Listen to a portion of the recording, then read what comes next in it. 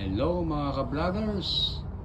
Update na tayo ng mga itong ampalaya, bitter melon. Tapos ng isang linggo, ito na. Iba na, mas malaki na kaysa dati. Yan mga ka-vloggers. Pwedeng pang pang tinola ulit.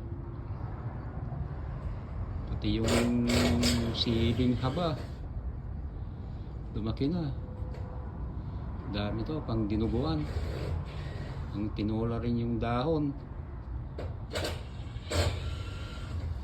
Ito, yung walang kamatayang cherry tomato natin, dami pa rin bunga. At nilagyan ko ng saluyot dito sa gilid. Pati yung saluyot lumalaki na mga ka-vloggers.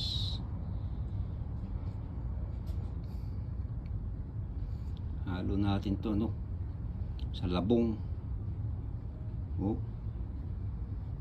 Sa linggo pa to, ayos na naman to mga ka-vloggers.